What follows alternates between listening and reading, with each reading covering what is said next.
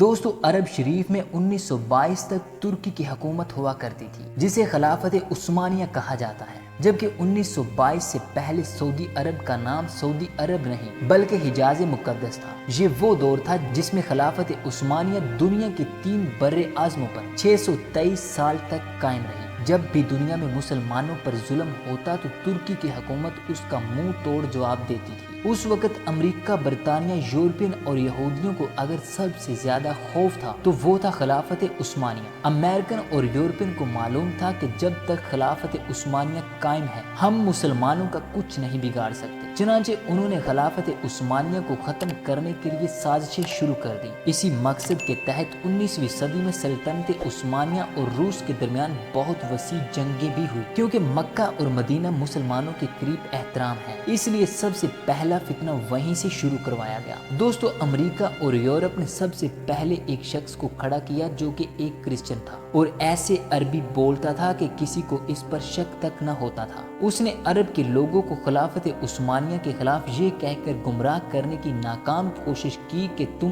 عربی ہو اور یہ ترکی اجمی یعنی غیر عربی ہیں، لہٰذا ہم اجمیوں کی حکومت کو کیسے برداشت کر رہے ہیں۔ لیکن لوگوں نے اس کی ایک نہ مانی اور اس کی سازش کو سمجھ گئے۔ یہ شخص تاریخ میں لارنس آف عربیہ کے نام سے مشہور ہوا۔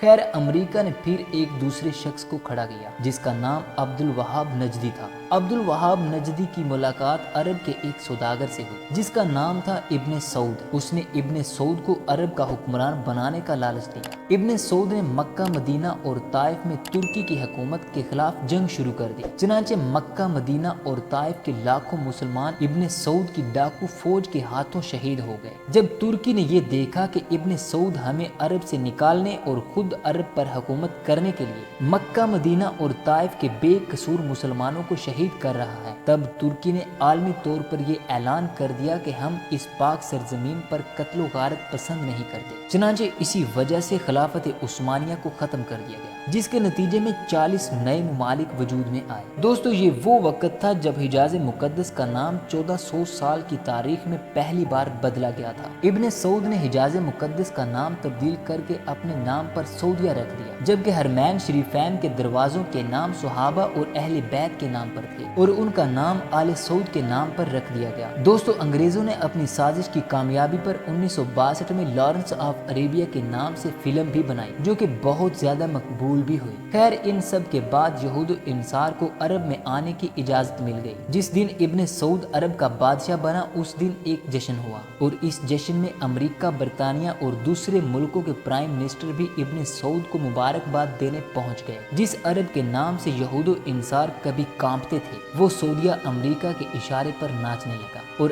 آج بھی ناچ رہا ہے۔